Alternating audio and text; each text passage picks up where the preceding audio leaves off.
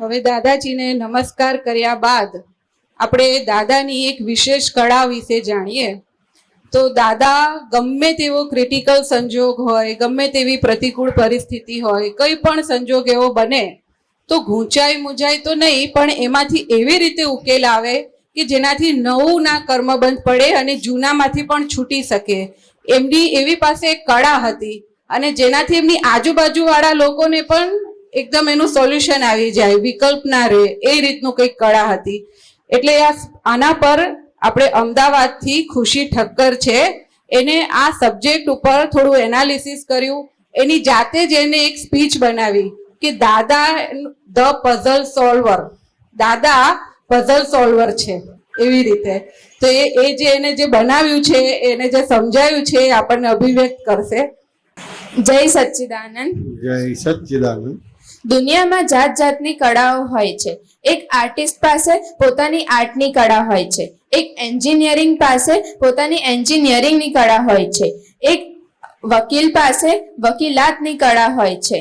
પણ આ બધી કળાઓથી શું લાઈફના પ્રોબ્લેમ સોલ્વ થઈ જાય છે? ના. દાદાશ્રી પાસે એવી કળા હતી જેનાથી લાઈફ ઈઝી બની જાય અને લાઈફના બધા જ પ્રોબ્લેમ સોલ્વ થઈ જાય. આપણે એ કળાને દાદાના પ્રસંગ દ્વારા જાણીએ.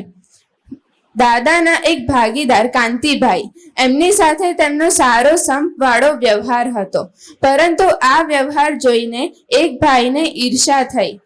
એ ઈર્ષાને કારણે તેમણે દાદાશ્રીને ફરિયાદ કરતા હોય તેમ કહ્યું કે દાદાજી, તમારા ભાગીદારે એક જણ પાસેથી 50 થી 60,000 રૂપિયા લઈ લીધા છે અને તમારી જોઈન્ટ રકમ છે અને એ એકલા જ લઈ ગયા. દાદાશ્રીએ આ બધું શાંતિથી સાંભળ્યું, પરંતુ તેમણે કઈ જવાબ ના આપ્યો અને વિચાર્યું કે આ ભાઈ અમારા સંબંધ વચ્ચે તિરાડ પડાવવા આવ્યા છે, ઝઘડો કરાવવા આવ્યા છે. માટે તેમણે શાંતિથી સાંભળીને વિચાર્યું. એ ભાઈ દગાઈ ગયા કે દાદાશ્રીને કઈ ફરક કેમ નથી પડતો. આ જે છે એને બોધ કળા કહે છે. બોધ કળા એટલે કોઈને દોષિત જોયા વગર કે કોઈને દુઃખ આપ્યા વગર, કોઈની પરિસ્થિતિને ગુનેગાર જોયા વગર પ્રોબ્લેમ્સને સોલ્વ કરવું, એને બોધ કળા કહે છે, જે દાદાશ્રીએ આ પ્રસંગમાં અપ્લાય કર્યું હતું. જય સચ્ચિદાનંદ. Wonderful speech is given by Khushi Thakkar. The world is the puzzle itself.